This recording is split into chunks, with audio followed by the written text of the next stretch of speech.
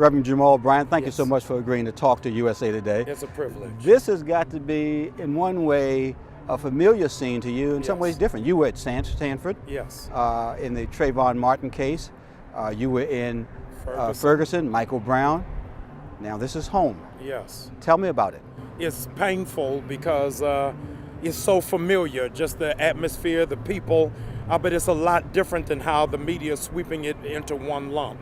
Baltimore, different from Sanford and Ferguson, you've got a black mayor, a black chief of police, and a predominantly black city council. But you also have a black dead man. You also have a black Yeah. dead man, but here's the issue. It's an issue of character more than it's an issue of color.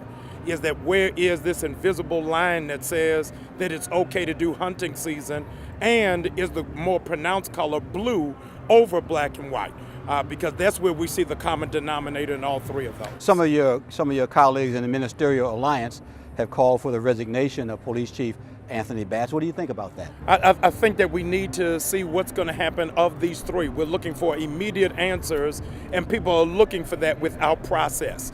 The reality is it's just been a couple of days, but I think that we've got to give him just a little bit more time. Not much of a window, but a little bit more time to give us some answers. He had a press conference yesterday, quite revealing in what he said. Yes. Is that a positive? I think it's a positive just because he spoke the word prosecution. He said he didn't want to say anything to jeopardize potential prosecution, and I never heard that word in Ferguson or Sanford.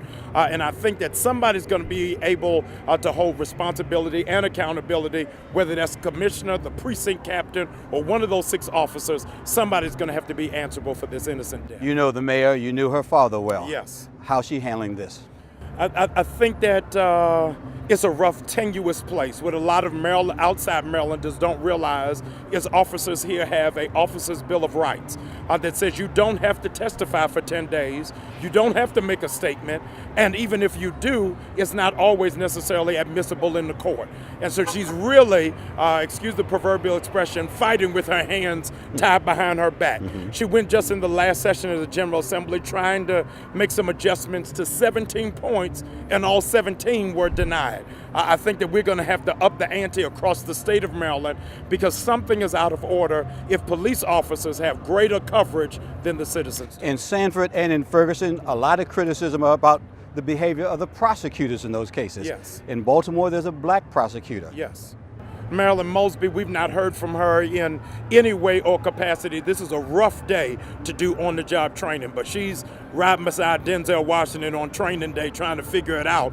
But she's going to really have to step up. We're supposed to get answers about the autopsy, I believe, on Friday. And then from there, I'm thinking that we should, in fact, know where it is that we are and whether there's enough evidence to begin the prosecution. But of course, she has to hold her cards close to the chest.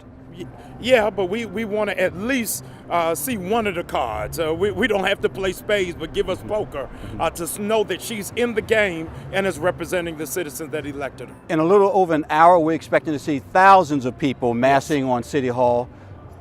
Can Baltimore handle this? I think Baltimore can handle it. We have operated at the highest level of dignity this week. You have seen them outraged, but still with class. There's not been any infractions. There's not been any looting. We have, for the most part, 99% of the citizens of Baltimore know how to carry and conduct themselves, and I expect no less today. And then finally, at the funeral of Freddie Gray, you're going to give the eulogy. Yes. Is there a message beyond the message of the grief that you try to capture? Is there a message for the city and for the nation? I think one is a call for healing because on that front line, the eulogy is for the family.